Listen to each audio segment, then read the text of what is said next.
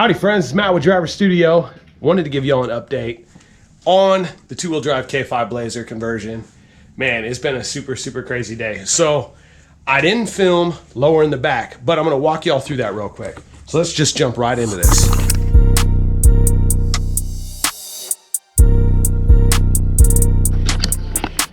So as you can see, she's on the 5-lug rear. She's sitting pretty low. Okay. Now, what I ended up doing here is in the back, let's take a little peek. I did a flip kit.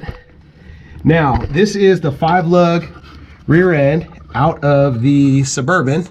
Here we go, a little bit better light. And then I ordered a kit off of Amazon. Came with the U-bolts. It came with, I don't know if you can see, okay, so it came with the U-bolts. It came with this bracket right here. Came with that lower plate. All the nuts and bolts, hardware, all that good stuff. Super easy. And be honest, this was the first flip kit I've ever done. I did this thing lickety split. I didn't have any problems with the U-bolts fitting. I didn't have any problems with any of the hardware. Everything went super smooth. But the coolest thing that I thought, and of course y'all might know this piece right here just goes right into this. I always was afraid to do this because I thought you had to remove this from the axle. I had no modifications to my rear axle. Yeah, so super cool. Now, slide up here. Okay, I used my stock 4x4 rear springs, the rear leaf springs in this. Now, what I was told after watching a couple other guys who've also done the same swap, they were saying that if you swap the rear of this thing, and you all can correct me if I'm wrong because I know there's a gazillion square body people out there, they said if you use the leaf springs from the two-wheel drive half-ton truck that I took this rear end out of, when I flip it, it's gonna be like a 6 to 7 inch drop, which I thought, man, that seems really drastic. Plus I don't want to do a C-notch. I want to keep it real simple. However, they also are telling me that by using my stock 4x4 leaf springs, since they've got that a lower curve, I guess the spring makes the rear end further away from the body. If I use those stock springs, yank out that old 6-lug rear end that the 4-wheel drives came with, and I use my 5-lug rear end, that ends up, when I flip that, put those on there, no hanger issues, everything is stock. By putting that on there, that only drops me about 4 inches. Now, as you can see, this thing's pretty dang low.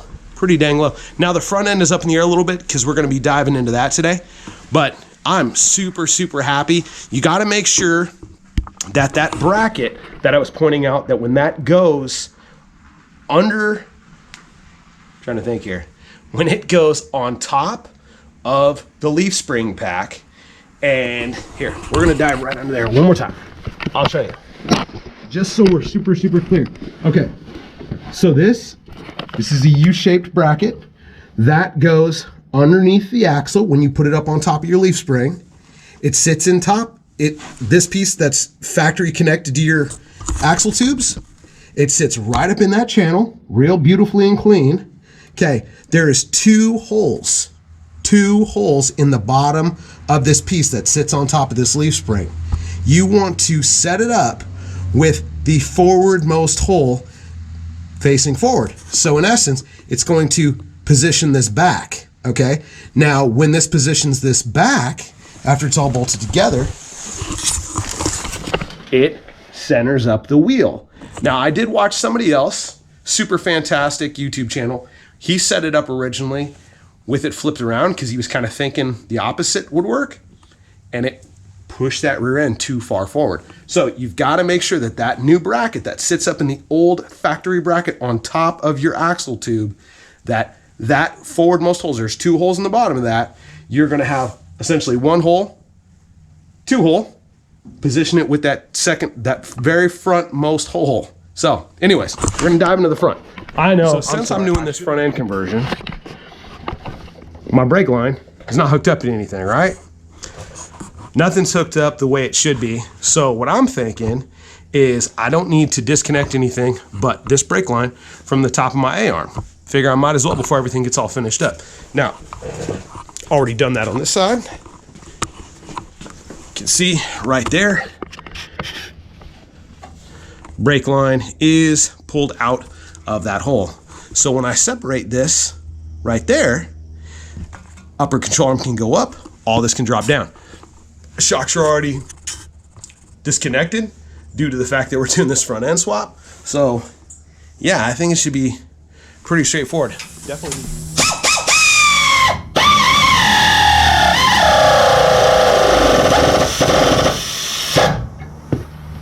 Nope. Tell you, this thing's about to pop out.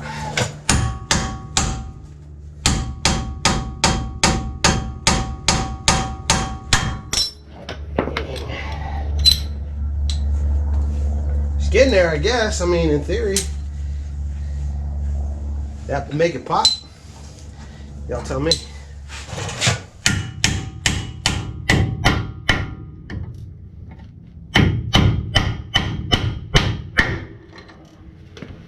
When in doubt, use it a different way, right? Okay, so now the ball joint's popped. We're going to remove that nut.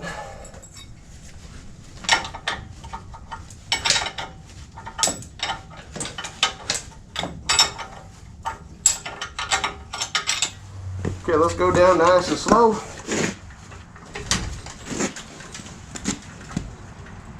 See that spring pops in the pocket. Oh, smash my brake line. Smash my brake line.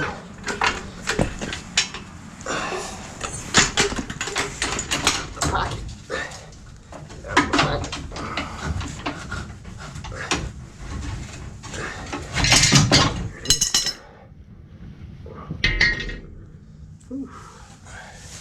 We're going to cut this. Now, pigtail sits up in the upper cup and the upper control arm. Can't cut that end. It's not going to work right. This end, you cut. Now, we're going to remove 2 coils.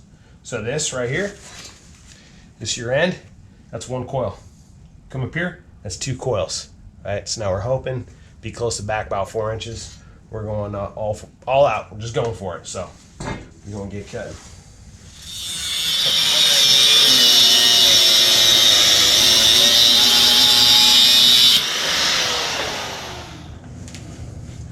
All right, so now essentially we're going to reverse the process, put this bad boy back up in there. That'll be that.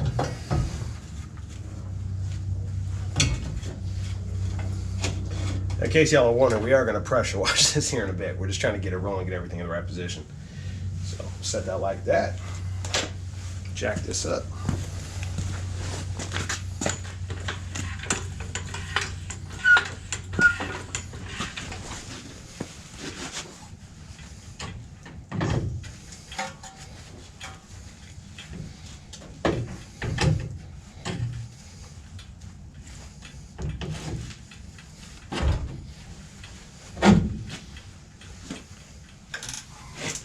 Cotter key going in.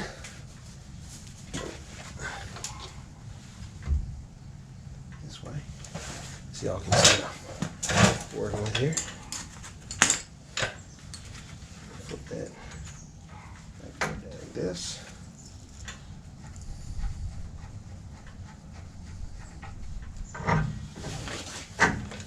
Down in there like that.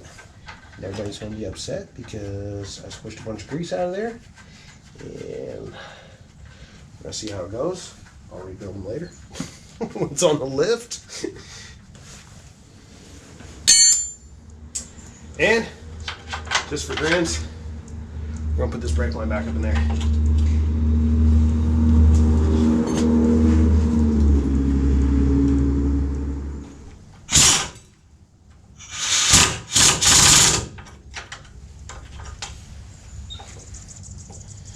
All right, y'all. So that is it. The springs, they come out not too bad. I use this tool. Not too happy. This opening is just not big enough to get around the ball joint. A little too thick to get down on there, but it did work by using it as a wedge. So I was able to achieve the goal. Got the spring out, got 2 coils cut out, and you're gonna have to take my word for it. That should hopefully drop her about 4 inches, at least 3 to 3.5. And I'm gonna wrap up the other side and then yeah, maybe I'll take some pics and add that at the end of how it looks, or show you guys a little glimpse on camera.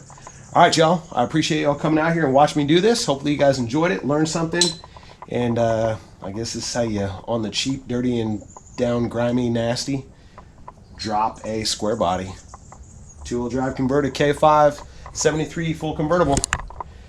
May 7th, Northwest C10 show, Enumclaw, Washington. We're going to try to be out there. So, yeah, wish us luck. We'll see y'all next time, y'all. Driver Studio, out.